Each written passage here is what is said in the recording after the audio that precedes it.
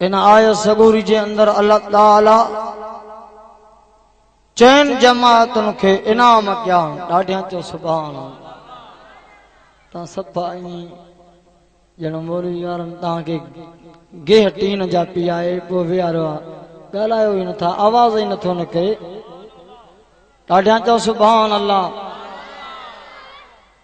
सुभान अल्लाह जो अमल मामूली थोरई आहे जो चुप कयूं वेठो आहे तारीफ़ आहे रब जी सुभान वारो लफ्ज़ ॾाढो प्यारो आहे रब खे हज़रत यूनुस अलैहिस्सलाम के चई पैगंबर यूनुस जे माके सुभान वारे लफ्ज़ सां न सॾे हां त क़यामत ताईं मशी जे पेट मां ॿाहिर ई न कढायां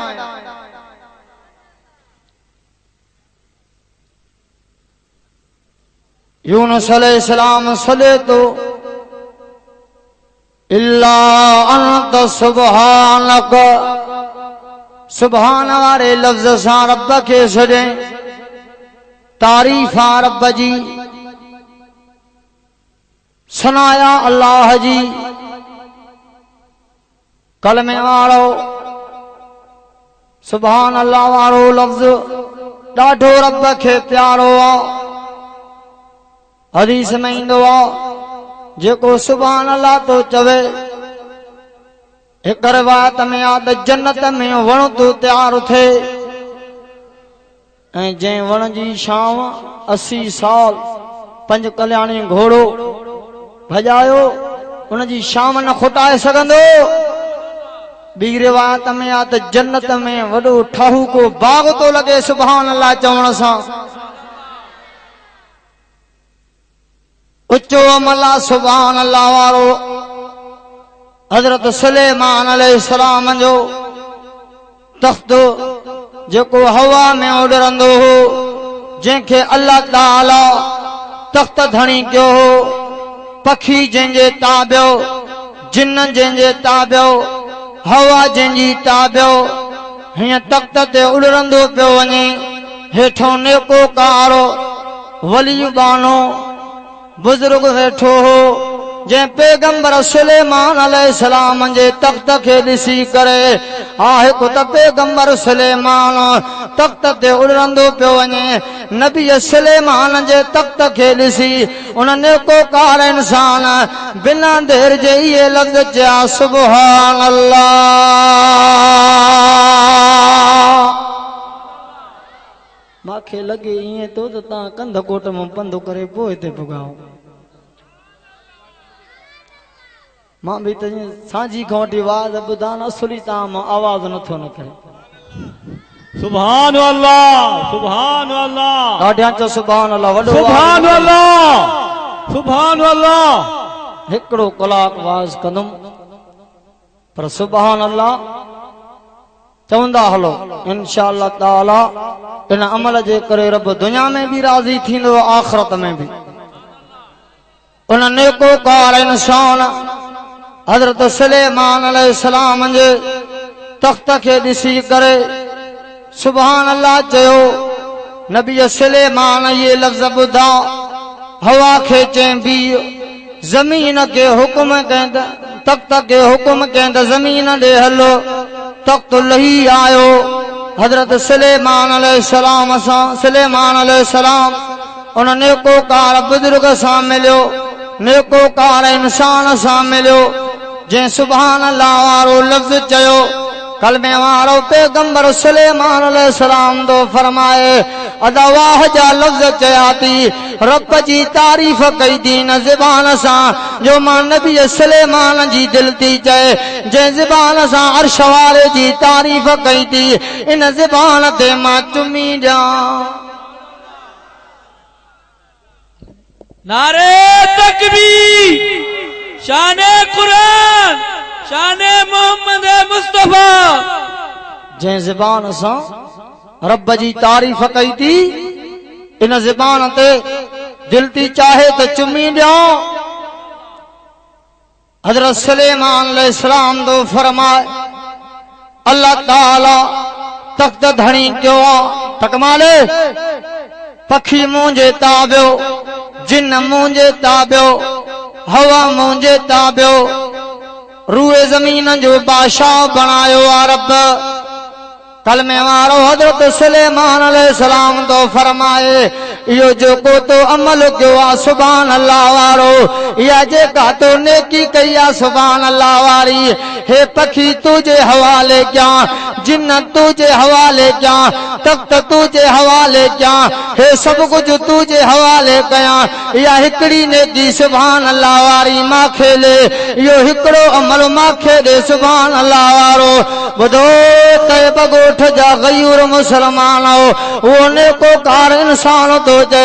हजरत सुलेमान अलैहिस्सलाम के सही अल्लाह जो नबी भी आए रसूल भी आए पैगंबर भी आए नबूवत जो दर्जो आलाया पैगंबर आए रसूल आए पखी तुझे ताबियो हवा तुझे ताबियो जिन्न तुझे ताबियो तख्त धनी अल्लाह तोखे क्यों आ हिकड़ी नेकी जे लाए हिकड़े अमल जे लाए यो सब कुछ कुर्बान तो करें हजरत सुलेमान अलैहिस्सलाम फरमायो आज जैसी तैमा नबी सुलेमान जे जान में जाना पखी मुझे ताबियो जिन मुझे ताबियो हवा मुझे ताबियो तख्त मुझे हवाले आ जे जान मो जान निकरी वई सब कुछ खत्म थी वेंदो आज का तो नेकी कया सुभान अल्लाह वारी जेको तो अमल कयो आ सुभान अल्लाह वारो रब जो कसम तेसी तई तो खो जुदा न थींदो जेसी तई तो के जन्नत में न पुजाइंदो हाने त ॾाढा चो सुभान अल्लाह केडी दिलदारी ॾिनी तमाम उच्चो मला सुभान अल्लाह वारो चेतेसी तई तो खो जुदा न थींदो जेसी तई तो के जन्नत में न पुजाइंदो कलमे वारो अर्ज़ क्यों मावत चैन जमातुन ते अल्लाह ताला इनाम क्या एक नबीयन जी जमात ते रब इनाम क्यों कुरान दो चे अलैहिम मिनल नबी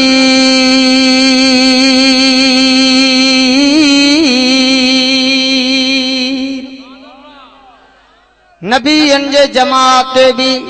रब इनाम क्यों सभिन नबीयन मो च अवल नंबर इमामुल अंबिया जो जे नबी जे करे जहान ठयो जे मुस्तफा जे करे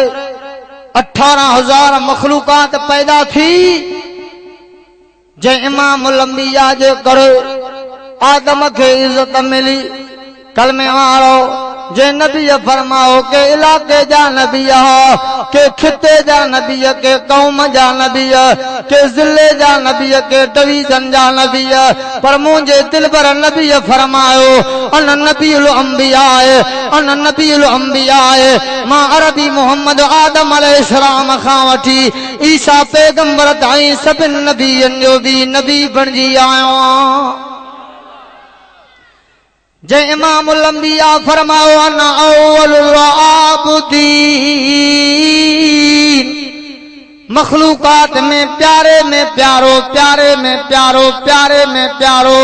रब के मां इमामुल अंबिया एडे मर्तबे मान वारो नबी सभिन नबियन मो पहिरों नंबर हुजूर जो ऐं ॿियो नंबर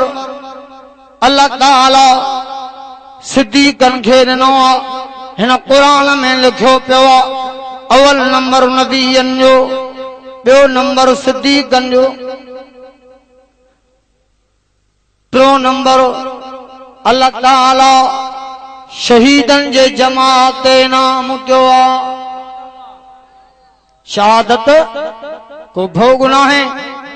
का मश्करी ना है शहादत रब जो ॾिनल तोहफ़ो शहादत अल्लाह जी ॾिनल नेमत शहादत दुनिया दौलत सां न मिलंदी मेहनत मजदूरी सां न मिलंदी कलमे वारो शहादत अल्लाह जो ॾिनल तोहफ़ो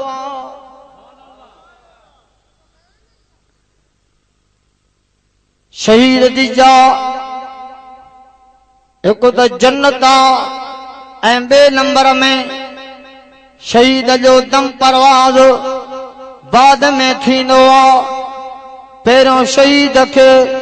शहादत वारे टाइम ते अर्श वारे रब जो दीदार थींदो आहे। रब जो दीदार थे उम्र जा ओलाई रही वञनि। शहादत नेमत हिकड़ी औरत आई इमामुल अंबिया अल्लाह जा रसूल बंधन में बार खणी आई। सोना नबी दिलबर नबी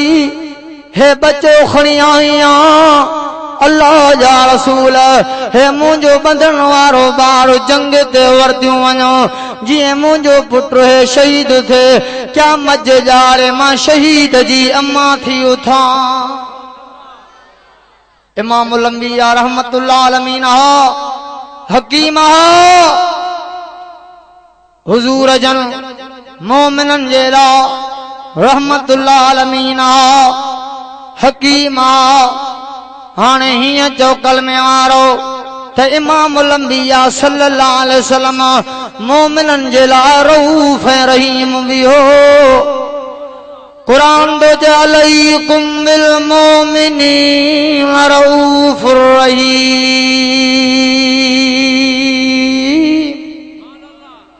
इमामुल अंबिया मोमिनन जे लाइ रऊफ़ ऐं रहीम। हुजूर जन मुर्गी वेठा इमामुल अंबिया फरमा कुरारी अम्मा हे बंधन वारो बार जंग छा कंदो। हे तलवार जहिड़ो त नाहे ढाल खणण जहिड़ो त नाहे। हे त अञा मां नबीअ जो माण्हू सीड़ाईंदो साथी सीड़ाईंदो। अॻे मोमिनन जो तादाद घटि आहे। हे बंधन वारो बार लड़ाई छा कंदो। कलमे वारो हक़ वारनि खे तकलीफ़ां ईंदियूं आहिनि मोमिननि खे तकलीफ़ां ईंदियूं आहिनि। कुरान तो फरमायो वला तहनु वला तहज़नु व अंतुमुल आलऊन इन कुंतुम मुमिनीन।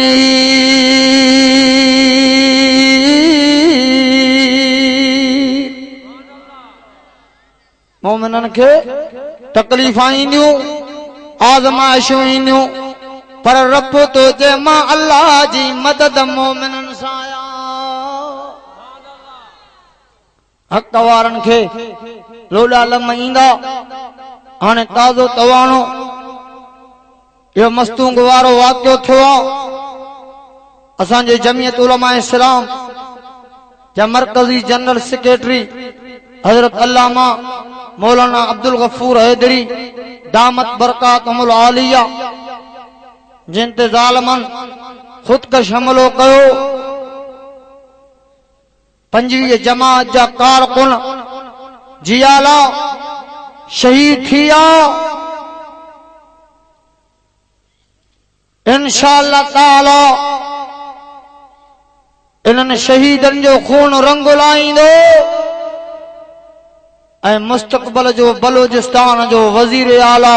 हज़रत मौलाना अल्लामा अब्दुल गफूर हैदरी साहब थींदो। हक़ वारनि खे तकलीफ़ां ईंदियूं आहिनि आज़माइशूं ईंदियूं आहिनि। मदद हक़ वारनि जी थींदी आहे नुसरत हक़ वारनि जी थींदी आहे। सहाबा किराम खे बि तकलीफ़ां आयूं इम्तिहान सहाबा किराम ते बि आया। काफ़रनि जूं धमकियूं सहाबा ॾे बि ईंदियूं। कलमे वारो नज़र त कयो हुज़ूर जे ग़ुलामनि ले जॾहिं काफ़रनि जो पैगाम आयो काफ़रनि जो न्यापो आयो الذين قال لهم الناس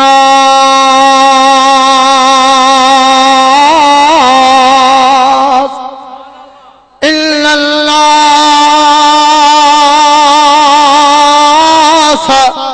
قد جمعوا لكم فاخشوهم فزادهم إيمانا